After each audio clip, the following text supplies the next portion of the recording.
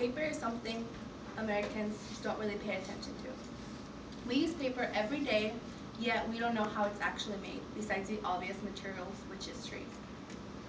One day I asked myself, how is paper made? So this aroused my curiosity, which made me research it. So this afternoon I'll be talking about the materials that will be used in paper making and how it gets its final result.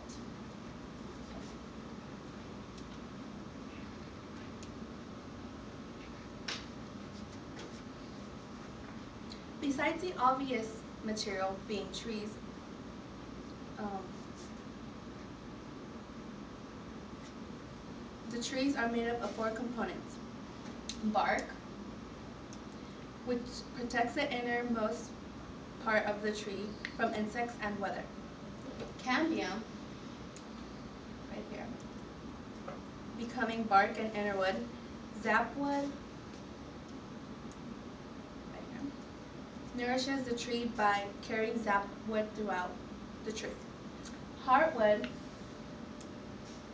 provides it with strength located in the innermost of the trunk. These parts of the trees have formed fibers. These fibers are an essential part of creating paper. They are also another important fibers and materials used to create paper are recycled fibers, being advertisement paper, cardboard boxes, as shown right here. They're all stacked up.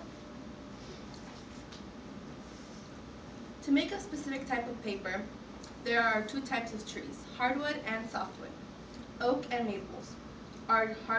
Oaks and maples are hardwood and are weaker and have a smooth surface and typically are are good to write on.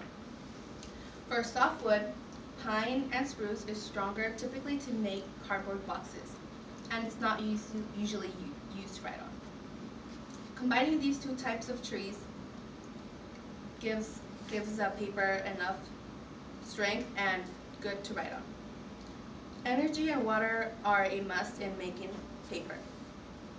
And right here's softwood and here's hardwood.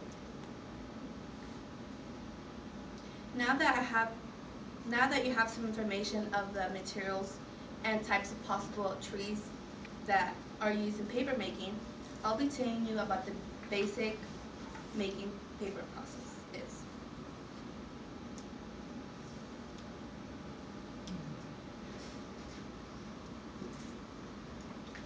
Tree farm workers transport trees to paper companies before being cleaned and cut up into chips of wood. The chips of wood are later assorted into size and are moved into pulp operations to make pulp. And right here is the tree cutter chip where it assorts them. During this stage, the wood fibers get separated from one another depending on the kind of paper you want. The pulp ends up being watery and a mushy solution, which goes in here. After the pulp is made, water needs to be secreted, and it's about 99% water.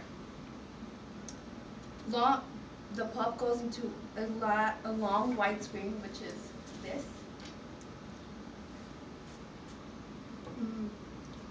Then as soon as the pulp starts to come out, the water is being secreted from the pulp. And the water is used again for other materials and other types of paper.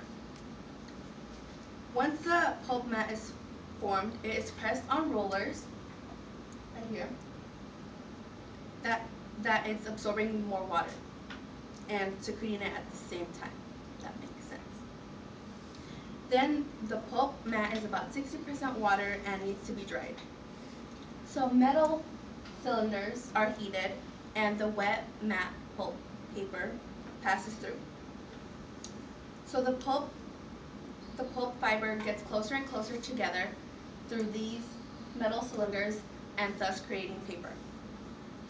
Today I have told you the materials and the types of wood used to make paper, how the pulp is made, and the process the pulp goes through to getting its final touches.